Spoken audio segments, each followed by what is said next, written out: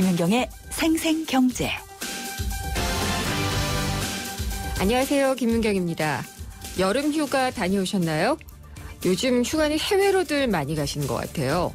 국내 여행보다 오히려 비용이 적게 든다는 얘기도 들었는데 이게 비용 때문만일까요? 다른 이유는 없을지 한번 알아보겠습니다.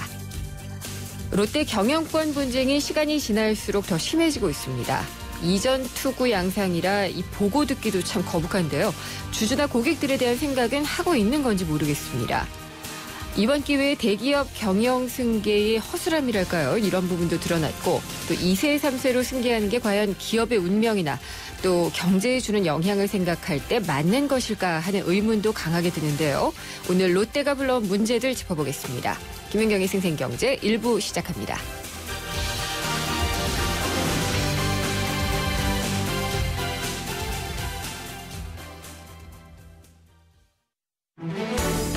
발빠르게 전하는 증시 마감 시황. 따끈따끈한 오늘의 증시 소식과 함께 심층 분석 시작합니다. 오늘의 증시 분석. 김윤경의 생생경제 베러앤디퍼런트 르노삼성자동차 제공으로 1부 시작하겠습니다. 오늘 증시부터 알아보겠습니다. 신한금융투자의 곽상준 부지점장입니다. 안녕하십니까? 안녕하십니까. 곽상준입니다. 오늘 시장 어땠나요? 네, 오늘 참 오랜만에 상승에 성공하는 흐름이었습니다. 네. 계속 아침 시작은 좀 불안했습니다. 거래소의 기준으로는 2000선 깨진 거 아니냐 하는 불안감들이 상당히 많았고요. 코스닥도 700선 무너지는 거 아니냐. 이런 불안함 속에서 양시장 모두 시작했습니다. 마이너스로 출발했는데요. 시간이 지날수록 좀 안정되는 흐름을 보여주었습니다. 두 가지 이유가 있었는데요.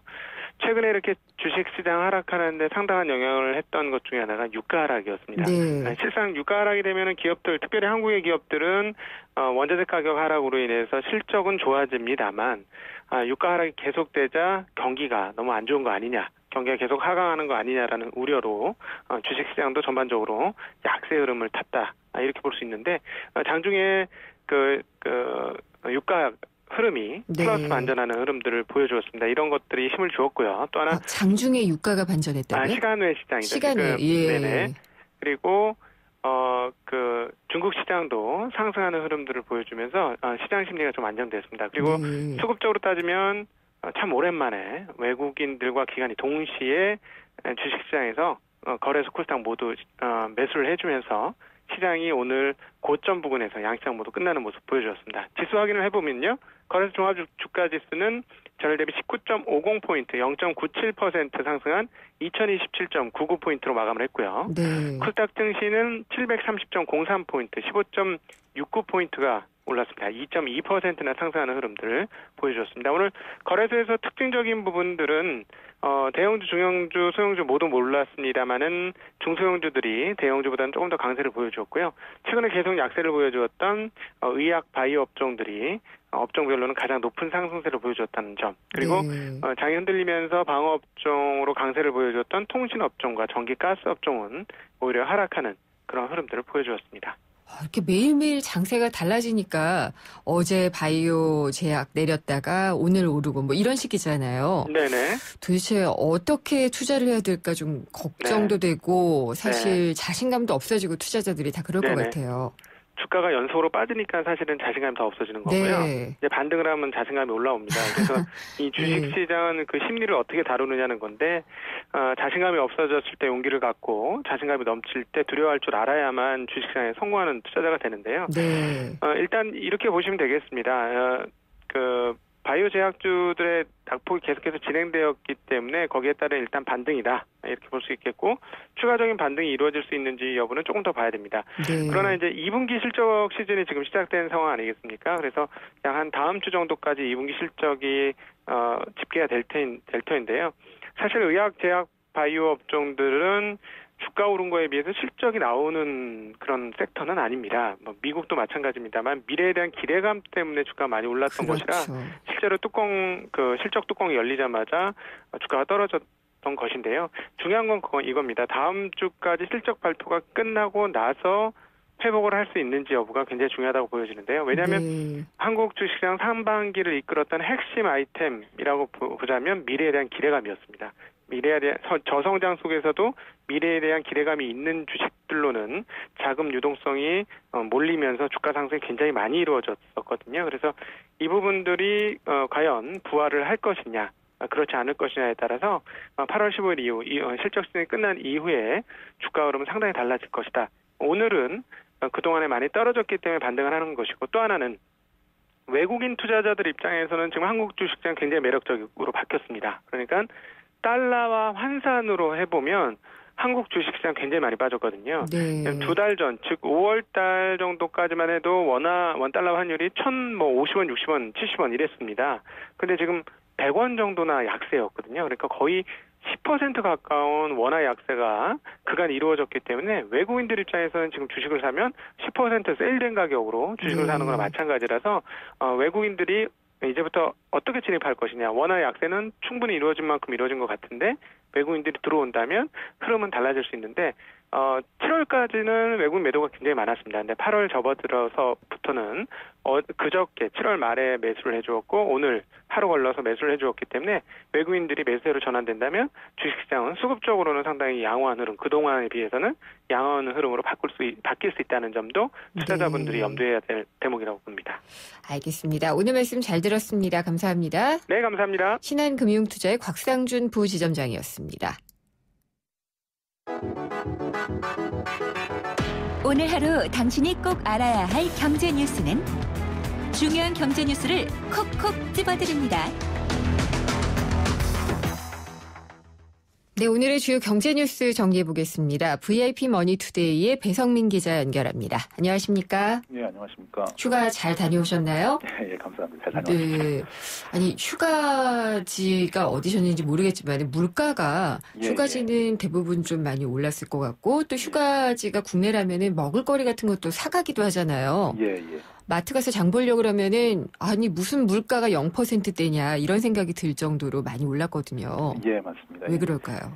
저도 강원도 다녀왔는데 물가 많이 뛰었다고 생각했었는데요. 네. 오늘 통계청에서 발표한 통계 자료가 있습니다. 가뭄 때문에 영향을 받아서 배추, 무, 파, 양파, 마늘 같은 채소값이 많이 뛰었고 쇠고기, 돼지고기 같은 이런 고기값도 덩달아 오르면서 발상 물가 전체가 위협받고 있다고 합니다. 당연히 이제 이것들 외에 다른 것들은 덜 올랐다고 하더라도 이게 체감하고 있는 정도가 높기 때문에 0% 물가여도 실제로 그걸 느끼기 어려운 거죠. 네. 일단 7월 소비자 물가 동향 자료입니다. 이제 신선식품 지수 아까 말씀드렸던 여러 가지 식료품이라든지 이런 것들이 채소값 상승으로 인해서 1년 전보다 6% 올랐습니다. 많이 올랐네요. 예, 그 6월과 7월 내리 6% 올랐기 때문에 그만큼 더 많이 올랐다고 느끼시는 건데 주요 채소 품목의 재배 면적이 감소하고 또 가뭄이 굉장히 심해서 수확량이 크게 줄었다고 합니다. 다들 아시겠지만 소환관 때문에 수위가 어떻게 됐다 이런 것도 다 많이 나왔었는데요.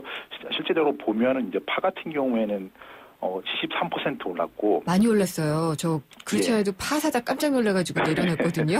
예, 무도 63%, 양파도 57% 올라서 1년 전보다 50% 이상 오른 그런 작물들이 많고요. 양배추도 38%, 배추도 24%, 시금치 28%, 상추 13% 이렇게 두 자릿수 상승률을 기록했습니다. 또 국산 쇠고기, 돼지고기 같은 고기값도 쇠고기는 4.7%, 돼지고기도 2.9% 올라가지고 이 식당에만 가보셔도 상추와 돼지고기를 먹는다 해도 벌써 이게 이전과 가격이 다르신 걸 많이 느끼실 겁니다. 적게 주죠? 더 달라고 해주고요. 그렇죠. 예, 그렇습니다. 그래서 아무래도 이제 0% 물가라고는 하지만 그게 정말 이 탁상 위의 물가가 아닌가. 그리고 우리 식탁에 오르는 물가는 또 다르구나 이런 걸 많이 느끼게 됩니다. 그러니까 소비자 물가가 0%대라서 디플레다 어쩌다 이런 얘기도 있지만은 실제로는 이 우리가 느끼는 체감 물가는 이런 신선 채소 이런 것들을 많이 느끼니까 빨리 좀 내릴 수 있으면 좋겠는데 또 추석이 오네요. 휴가를 오랫동안 갔다 왔던 그리스 증시가 문을 열었잖아요. 네, 맞습니다. 5주 정도 휴장을 했다가 열었는데 급락을 했네요. 예, 사상 최대 낙폭이었다고 하는데요. 일단 그리스 같은 경우에 보면은 이제 5주간 휴장을 했습니다. 여러 가지 내부적인 상황 같은 것이 좋지 않았기 때문에 일단 증시가 너무나 급변동할 수 있기 때문에 문을 닫은 것으로 이렇게 알고 있습니다. 이제 6월 26일 거래 후 5주 만에 이제 장문을 열었는데 사상 최대 낙폭인 16.23% 떨어진 668로 마감됐다고 합니다. 엄청나게 떨어졌군요. 예, 87년에 이제 미국의 블랙 먼데이 크게 떨어진 날을 이제 뭐 블랙 블랙을 붙여가지고 이제 그날 월요일이었을 테니까 블랙 먼데이 이렇게 붙였는데 그때 이제 그리스 증시가 15% 떨어진 적이 있었는데 그것보다 더 많이 떨어진 거니까 사상 최대라고 합니다. 자본 통제 조치에 따라서 이제 거래가 중단돼가지고 다시 문을 열었지만 폭락장이었는데요. 네. 일단 증시 전문가들은 이달 중에 이제 그리스 추가 구제 금융안이 합의되기가 좀 어렵고 다음 달 중순에나 합의될 것으로 보인다 이렇게 전망을 하고 있습니다. 자연스럽게 이제 그리스 증시는 이제 여러 가지 구제금융안이라든지 이런 것들에 영향을 받을 테니까 안정되려면 수개월이 걸릴 것으로 보이고 그리스 브렉시트라든지 여러 가지 많이 나왔었는데 이런 것들에 영향을 받을 수 있는 국내 증시라든지 글로벌 금융시장이 좀 안정되기는 좀 시간이 좀 걸리지 않을까 이렇게 생각해 봅니다. 예. 그렇군요. 그리스 증시가 급락을 한 것은 그동안에 좀 유예됐던 불안감 그렇죠. 이런 걸 좀 털어놓았던 게 아닌가 이런 생각이 좀 들고요. 그래도 그렉시트까지 가지는 않겠지 않느냐라는 생각을 하는데 두고 봐야겠죠. 예. 영화 많이 보셨어요? 휴가 때? 예, 극장에는 못 가고 이렇게 집에서 보는 영화로는 여러 편 봤는데요. 극장 가시는 분들이 굉장히 많은 것 같아요. 저만 지금 소외되어 있는 것 같은데. 예, 한국 똑같습니다. 아, 그래요? 예, 반갑습니다. 근데 한국 영화 점유율이라는 게 있던데 이게 점유율이 높아졌다고 하는데 이게 점유율은 어떻게 따지는 건가요? 점유율이라는 것은 제가 아주 이렇게 정확하게 설명을 드리는 건지 모르겠습니다만은 극장에서 상영하고 있는 이런 전체 편수에서 한국 영화가 차지하는 비율을 따져보면 되지 않을까 싶습니다. 네. 그래서 일단 그것을 따져본다면은 이제 최근에 암살이라는 영화 있지 않습니까? 굉장히 관객수가 많이 들고 있는 것으로 알고 있는데 600만 넘었다, 700만 넘었다 계속 나오고 있는데 이것의 영향들을 포함해가지고 8월에 이제 한국 영화 시장 점유율이 80%를 웃돌 것으로 전망되고 있습니다. 그래요? 영화진흥위원회가 이렇게 예상하고 있는 건데요. 거의 1000만 관객 돌파가 유력시되지 않겠느냐 하는 방금 말씀드렸던 암살이라는 영화하고 베테랑, 협녀가 선전하고 있기 때문인데 8월 기준 8월이 방학 시니까 가장 영화가 많이 걸리고 보고 이런 때인데 한국 영화가 점유율 80%를 넘겼던 해는 영화 괴물 있지 않습니까? 봉준호 감독의 그때 괴물이 흥행을 했던 10년 전 2006년이 마지막이라고 하는데 그렇군요. 거의 10년 만에 이제 다시 그런 현상. 작년에 명장 많이 봤지만 따라간 영화가 없었기 때문에 그게 안 됐던 건데 올해는 이제 암살, 베테랑, 협녀 이런 것들이 나란히 걸리면서 80%를 넘기지 않겠느냐 이렇게 예상이 됩니다. 그렇군요. 암살 오늘 오전에 700만 넘었다고 하더라고요. 예. 근데 한국 영화가 많이 걸리면 스크린 쿼터 같은 거 안 해도 될 것 같기도 하고 관객이 많이 늘면은 국내 관객들도 좋아지는 건가요? 어떻게 봐야 되나요? 이게 좀 사실 의문이 좀 따릅니다. 과거에 이제 방금 말씀하셨던 한국 영화 의무 상영 기술을 규정하는 스크린 쿼터 사수운동 그런 게 있었지 않습니까? 그렇죠. 90년대 후반, 2000년대 초반 이런 때였었는데 이때는 애국심 차원에서 한국 영화 꼭 봐야 된다 이런 분위기가 있었는데 사실 요새는 한국 영화를 그런 식으로 보는 게 아니고 재밌어서 보고 자막 읽는 게 귀찮아서 보고 이러지 않습니까? 그래서 이제 영화가 좋아지고 재밌어진 영향이 있을 텐데요. 근데 이제 꼭 그런 흥행 호조가 과연 영화를 제작하는 분들이나 영화를 만드는 스텝이나 아니면 관객에게 혜택으로 돌아가는지 요것을 보면은 좀 그렇지 않지 않느냐 이런 의문이 좀 많습니다. 제작비는 엄청나게 많이 들잖아요. 그렇죠. 100억 넘긴 건 예상하고 그런데요. 근데 몇몇 스타 배우가 어디 이 중심가에 집을 샀다. 그게 몇십억이다. 이런 기사들 많이 보셨을 텐데 그것은 정말 일부의 얘기고요. 최재호 생계선에 못 미치는 배우들도 되게 많고 또 스태프들도 여러 가지 이 근로 기준을 규정했다고 하지만 그거에 못 미치는 분들도 많아가지고 또 몇몇 감독분들은 굉장히 안타까운 소식이지만 자살하는 경우도 있고 이렇지 않습니까? 영화 투자가 일부 감독한테만 몰려요. 예, 맞습니다. 과거에는 굉장히 명장이라고 불렸던 그런 분들도 투자 유치를 받지 못해서 굉장히 서운해하시고 안타까워하시면서 이런 극단적인 선택을 하시는 경우도 있는데 또 이제 극장 체인이나 이제 배급 라인도 최근에 문제 많이 내고 있는 롯데라든지 아니면 CJ 같은 그런 대기업들이 장악하고 있는 경우가 많지 않습니까?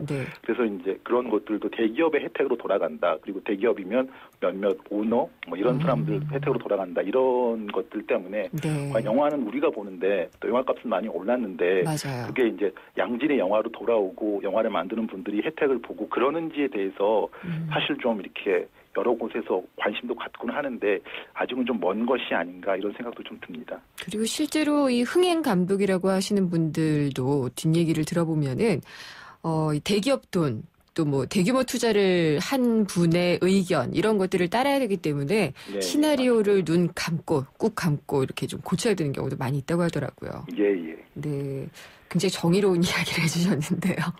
예. 경비원이나 또 전기기사 이런 분들 같은 경우에는 사실 일이 있을 때하고 또 쉴 때가 어떤 때인지 명확하지가 않은 경우가 많이 있잖아요. 예. 이분들 야간 근로수당 받을 수 있는 유권 해석이 있었다고요? 예, 맞습니다. 경비원이나 전기기사 이런 분들은 뭐 감시 단속 근로자라고 한다고 하는데 이렇게 방금 말씀하신 것처럼 뭐 근로시간과 쉬는 시간이 명확하지 않은데 이분들도 야간 근로수당을 받을 수 있다 이런 법제처 유권 해석이 4일 나왔습니다. 네. 한 근로자분이 오후 10시부터 오전 6시 사이에 야간 근로를 하는 경우에 야근 수당을 받을 수 있는지 법령 해석은 문의한 데 따른 결과인데요. 일단은 이제 근로시간이 불분명한 감시 업무를 수행하는 경비원, 뭐 물품 관시원, 뭐 전기기사 이런 분들이 해당이 되는데 법령 해석 심의위원회가 이렇게 말했습니다. 이제 근로기준법은 헌법에 따라서 근로기준의 조건의 기준을 정해서 근로자의 기본적 생활을 향상시키는 것이 목적인데 야근을 하는 경우에 통상임금의 50%를 지급하도록 한다. 이것이 이제 근로기준법 규정이고 야간 근로를 제한하는 것은 이제 심신 피로라든지 뭐 정상적인 생활 습관 파괴 이런 것들을 고려한 건데 경비원 같은 이들도 당연히 이제 야간 근로로 인한 피로에 대해서는 일반 근로자와 같은 보호가 필요하다. 그러니 야근 수당은 지급해야 한다. 이것이 결론입니다. 좋은 거네요. 예. 근로하시는 분에게는 휴가 일정 못 잡으신 분들도 아직 있을 텐데 14일이 임시 공휴일로 확정이 됐네요. 예, 그렇습니다. 아직 뭐 국무회의에 결정된 것은 아닌데 다음 주에 결정한다고 하는데 일단은 뭐 잠정적으로 결정이 됐습니다. 임시 공휴일로 지정이 된 건데 혜택을 보면은 14일 하루 이제 그날이 금요일인데요. 전국 모든 고속도로의 통행료가 면제된다고 합니다. 여기저기 다니라는 취지인가요? 그렇죠.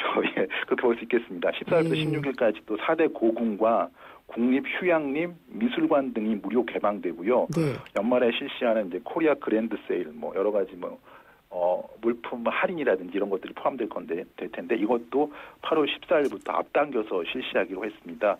박근혜 대통령이 언급한 내용을 보면은 뭐 국민들의 침체된 분위기를 반전시키고 뭐 소비 심리를 회복시켜야 한다면서 이제 광복 70주년을 국민 사기 진작에 전기로 만들어야 한다 이렇게 말을 했습니다. 근데 너무 막힐 수도 있으니 조금 이렇게 따져보시는 것도 필요할 것 같습니다. 아니 그리고 열흘 앞두고 이렇게 임시 공휴일이 생기는 나라가 있을까 이런 생각도 들던데요, 저는. 뭐 그런 문제도 좀 있긴 한데 최근에 여러 가지로 이제 정쟁도 많았고 그렇게 해서 이제 이 대통령 지지율이라든지 정권 지지율이 낮아졌으니까 이런 것도 고려한 것 같고 좀 다른 사례를 보면은 이제 어린이날이라든지 추석 설날은 대체 휴일이 적용돼 있지 않습니까? 근데 광복절은 이게 빠져 있어가지고 한참 휴가철인데 이런 것들을 고려한 것인데 좀 이렇게 계획을 좀 도와줄 수 있었으면 좋겠다라는 생각이 좀 들죠. 네, 알겠습니다. 감사합니다. 감사합니다. VIP 머니투데이의 배성민 기자였습니다.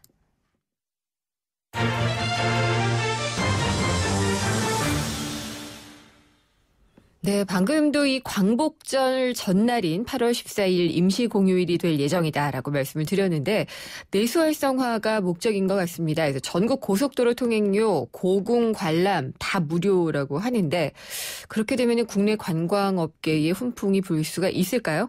근데 국내 여행을 하는데 오히려 해외로 나가는 것보다 돈이 더 든다라는 얘기들이 심심치 않게 들립니다. 그래서 이 젊은이들 같은 경우에는 해외여행을 떠나는 경우가 많이 있다고 하는데 이게 비용 때문만인 건지 여러 가지 요인이 있을 것 같거든요. 잠시 후 2부에서 자세하게 짚어보도록 하겠습니다.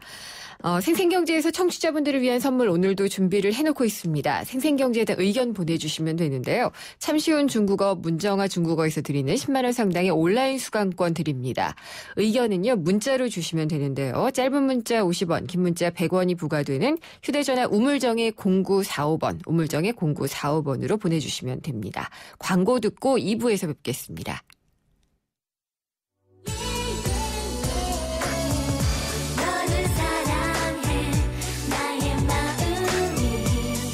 안녕하세요. 나일이 엄마 SS의 시혜입니다. 팬들과 함께하는 음악의 무대에 못지않게 일상이 가득한 인생의 무대에서도 열정과 진심이 가장 중요한 것 같아요. 24시간 열정과 진심으로 채운 음악, 뉴스, 시사 프로그램까지 94.5MHz YTN 라디오는 가장 감동적인 삶의 무대입니다.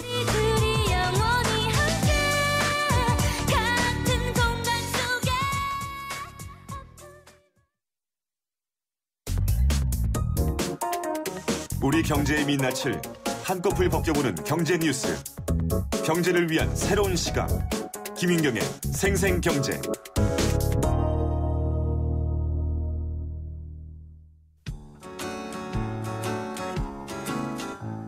프로젝트 집앤잡 제2탄. 최고의 경제정책은 일자리다. 대한민국 일자리의 다양한 모습을 살펴봅니다. 집앤잡. 오늘은 편의점 아르바이트를 하고 있는 학생을 만나보겠습니다. 4,500원입니다. 지금 어떤 아르바이트 하고 계세요? 저는 편의점 아르바이트요. 하루 8시간 일해요. 주 2일. 실례지만 시급은 한 얼마 정도 받으시는지. 5,580원이요. 최저임금 받는 거예요. 그럼 한 달 월급은 한 얼마 정도 돼요? 주말만 하니까 35만 원 정도 돼요. 혹시 이번에 오른 것도 알고 계세요? 어떻게 생각하세요? 아르바이트 한 입장에서야 뭐 당연히 더 올랐으면 좋겠죠. 6,100원인가? 그 월급 받으면 어디에다 쓸 계획이세요? 생활비죠, 생활비. 용돈 집에 받기 좀 미안하니까. 지금 하는 일하고 앞으로 직업으로 삼고 싶은 일하고 연관이 있나요? 아니요. 편의점 뭐 매니저 될 것도 아니고. 그러면 아르바이트 하면서 가장 힘든 점은 뭐예요? 뭐 일 자체가 힘들고 하는 건 없어요. 가끔 이제 진상을 부리는 분이 계시니까 2, 3일 전에 사간 거를 이제 환불을 해달라고 한다든가 저녁에 야간에 일을 하게 되면 술을 먹고 와서 이제 기분 나쁘게 대하냐 나한테 평소대로 하는 건데 막대할 수도 없잖아요. 그럴 때 대처할 때가 힘들죠. 취업을 언젠가 하실 텐데 뭐 정부나 기업에 바라는 점 있으세요? 일자리를 야근 막 하는 거를 좀 8시간씩 일하고 새로운 사람을 고용을 하고 그런 식으로 원래 정규직이라는 게 일을 정규적으로 하냐 이제 파트타임으로 하냐 이 차이인데 우리나라는 그게 아니고 비정규직하고 정규직의 차별을 아예 둬야 한다고 생각을 하는데 처우랑 이런 것도 비슷하게 잘 해줘야 노동자들도 많이 벌고 그래야지 많이 쓰고 그러는 거지. 좀 취직도 좀 올리고 임금 피크스 이런 거 말고 일자도 나눌 수 있는 다른 좀 창조적인 걸 해야 되는데 그런 식으로 들어갔으면 좋겠어요. 지금까지 YTN 생생경제와 한국전파진흥협회가 함께하는 2015 프로젝트 집앤잡. 편의점 아르바이트를 하고 있는 학생을 만나봤습니다.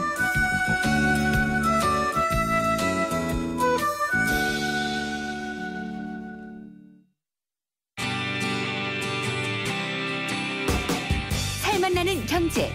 내 삶인 경제. 바로 김윤경의 생생경제입니다. 오늘의 인터뷰는요. 국내보다 해외로 휴가를 가는 젊은이들. 원인은 무엇인지 한번 짚어보도록 하겠습니다. 김윤경의 생생경제 2부 함께하고 계십니다. 여름 휴가 다녀오신 분도 있을 테고요. 이제 곧 다녀오실 분도 있을 것 같은데 어디로들 계획을 잡으셨는지 궁금하네요.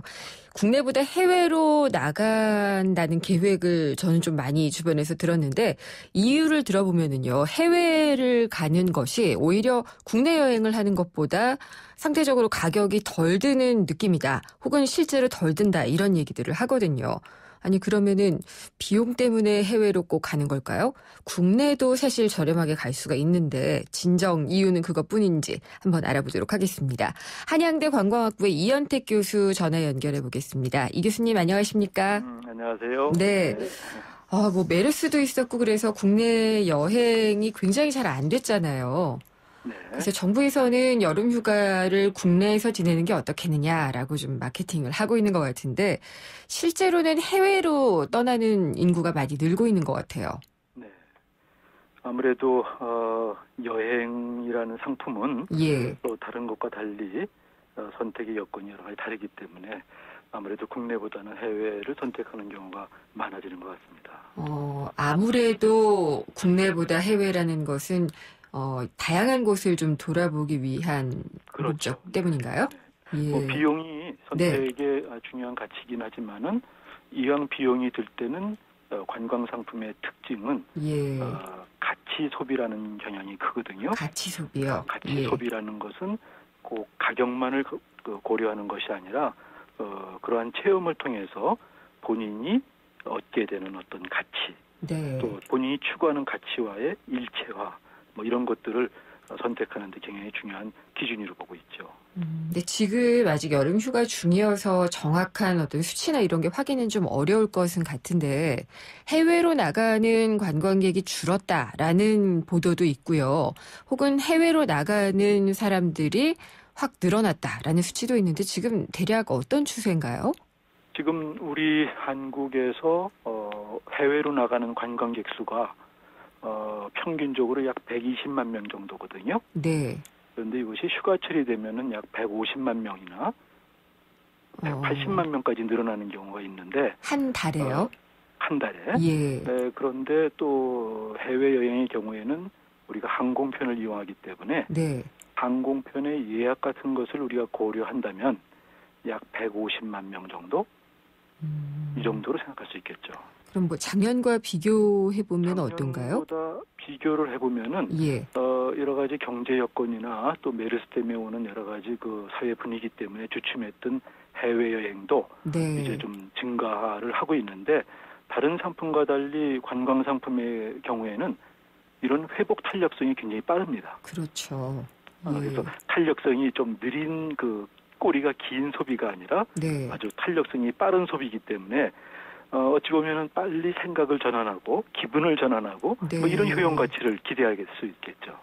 그렇군요. 그래서 이 가까운 해외 같은 경우 중국이나 일본 같은 경우에는 가기도 불편하지가 않고 또 경비도 많이 저렴해졌기 때문에 예전에는 제주도로 갈 수 있었던 사람도 뭐 일본 간다, 중국 간다 이런 경우도 많이 있는 것 같아요.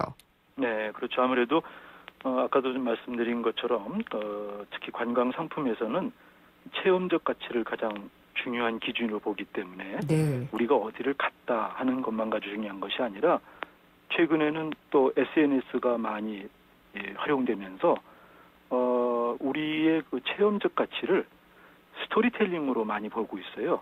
다시 말하면 얘기거리가 있는 거를 스스로 만들어가는 거죠. 그렇죠. 그래서 우리가 최근에 여행 혹은 관광 행동의 중요한 유형 중에 하나가 SNS를 통해서 서로 교류하는 측면이 강하거든요. 그러니까 SNS를 통해서 본인의 얘기거리를, 스토리를 함께 공유하는 것이 욕구 충족이 굉장히 많은 그 기준이 됩니다. 그렇군요. SNS를 통해서 이제 이야기를 보는 것도 있지만은 가격 비교도 많이 하거든요. 저도 좀 보면은 제주도 가는 것이 항공료는 조금 저렴하지만 숙박이나 체류하는데 돈이 좀 많이 든다. 근데 중국이나 일본 같은 경우에는 그런 돈이 좀 덜 들기 때문에 전체적으로는 뭐 저렴하게 갔다 올 수 있다라는 지적도 있거든요. 예, 가격 면에서는 어떤가요?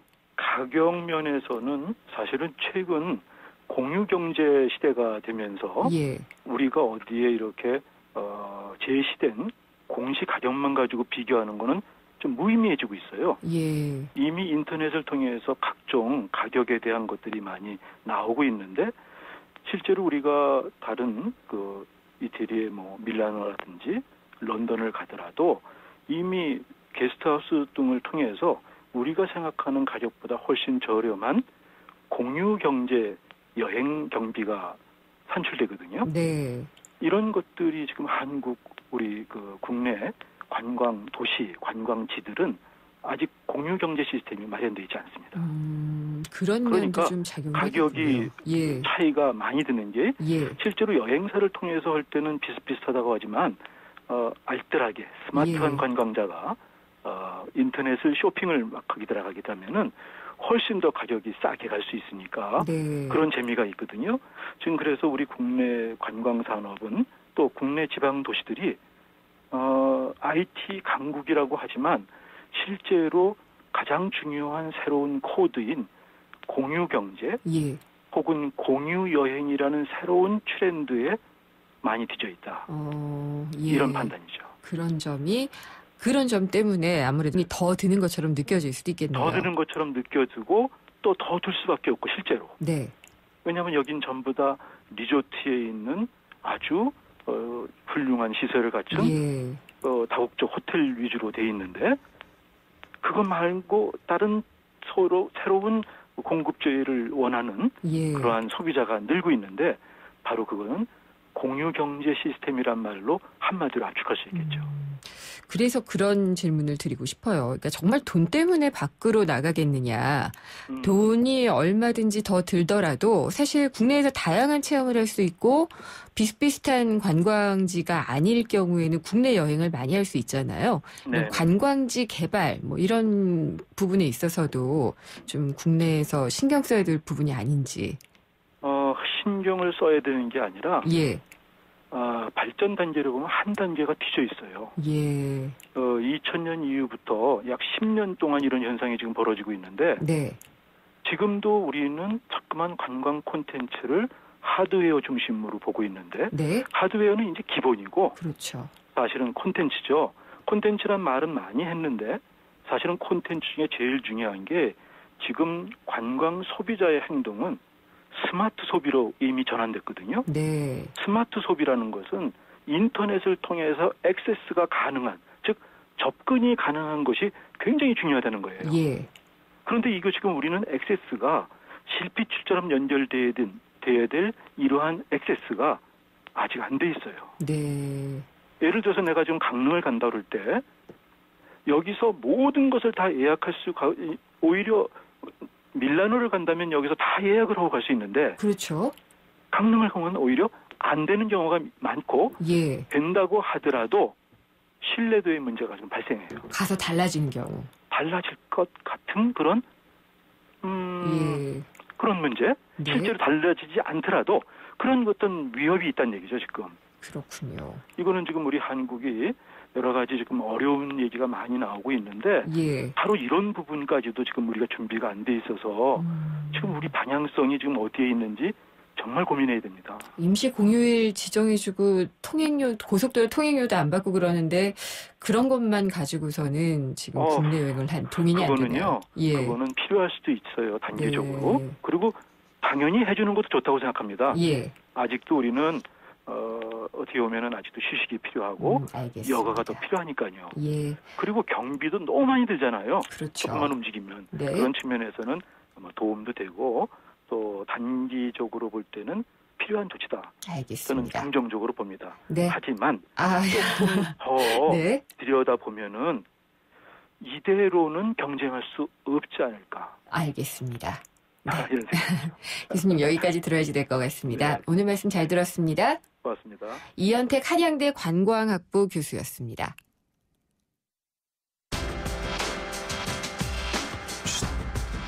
숨은 재테크 고수에게 듣는다. 누구도 알려주지 않은 숨은 고수들의 직구 토크.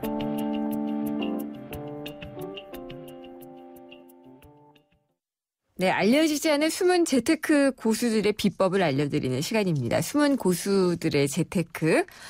세 번째 고수시죠.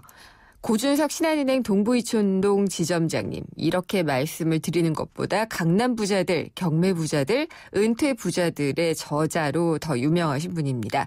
고준석 지점장님 나오셨습니다. 안녕하십니까? 네, 안녕하세요. 네, 오늘은 어떤 비법을 준비를 하셨나요? 오늘은 좀 땅에 대해서 얘기해 볼까 합니다. 땅이요? 네. 땅을 사서 개발 행위가 가능한 땅인지 아닌지 이게 굉장히 중요하고요. 그 주변에 뭐가 들어설 건지, 뭐 도로가 생기는 건지, 뭐 예를 들어서 기업이 들어오는지, 그런 것들 관광 인프라가 뭐 많이 확충이 돼서 그 주변에 관광지가 뭐 도심권하고의 이 거리가 굉장히 많이 단축된다든지 이런 곳에는 땅값이 오르게 돼 있거든요. 근데 그거를 알고 있는 경우에는 땅값이 막 오르고 있으니까 사면 되잖아요. 모르고 있는 경우도 있을 것 같은데. 네, 그래서 이제 우리가 무작정 사회적인 분위기에 편승해서 땅에 투자하자 막연하게 이런 건 안 되고요. 진짜 공부를 하면서 제대로 땅에 대해서 공부를 좀 하고 그러고 나서 이제 우리가 투자를 해야지 먼저 투자하고 나서 후회하는 네, 실패한 이렇게는 하지 말자라는 거죠. 그리고 전국 집값은 조금 오르고 있다고는 하는데 땅값도 오르고 있나요? 땅값도 이제 오르고 있는 데가 꾸준히 오르고 있는 데가 있고요. 네. 또 반면에 뭐 안 오르고 있는 데가 있고요. 우리가 연내 보면은 정부에서 표준지 공시지가, 네. 공시지가를 이렇게 발표를 하거든요. 전국에 있는 이제 50만 필지 표본을 조사를 해서 작년 대비 올해 얼마가 올랐느냐 이거를 이제 정부에서 발표를 합니다. 네. 네. 그래서 이제 그거를 추이를 보면은 오르는 지역은 이제 꾸준히 오르고 있고요. 또 안 오르는 지역, 개발이 안 되는 지역 네. 이런 곳은 이제 뭐 10년 전이나 지금이나 가격이 똑같다고 보시면 되죠.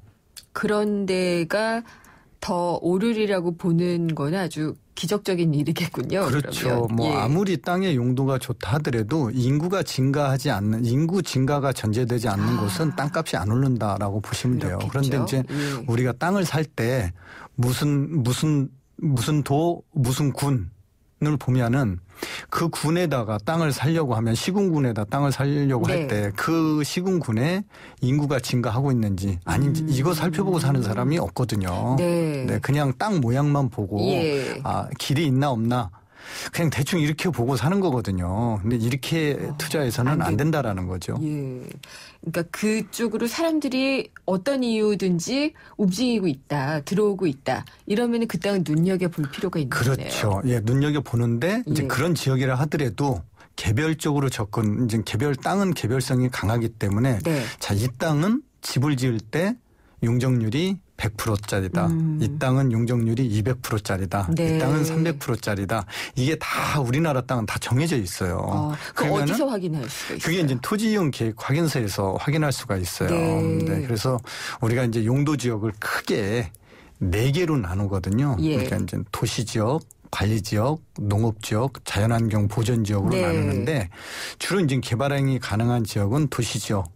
뭐 관리 지역, 그다음에 농림 지역까지는 개발행위가 이제 일부 가능한데 예를 들어서 농림 지역 같은 경우는 농사만 지르는 지역이에요. 그렇죠. 그러니까 우리가 관리 지역에 땅을 사는 것보다는 농림 지역에 사는 게 실패할 확률이 높다라는 거죠. 이걸 아는 사람은 관리 지역에 이제 땅을 사는 거고 또 관리 지역의 땅보다는 도시 지역의 땅을 사는 게 오히려 이제 투자 가치가 높다라는 거죠. 그러면은 보통 임야, 논, 밭 이런 것보다는 도시에 있는 땅을 사는 게 좋다는 말씀이신가요? 도시 이제 지방에 가더라도 이제 도시 지역이 다 정해져 있습니다. 도시가 뭐 이렇게 서울처럼 이렇게 이제 뭐 많은 건물이 있고 이렇지 않더라도 읍내라 하더라도 거기가 도시 지역으로 지정이 돼 있고 상업지 땅이 따로 있고 주거지 땅이 따로 있고 그렇습니다. 그래서 이제 우리가 그 용도 지역을 잘 보고 사야 된다라는 거죠. 네.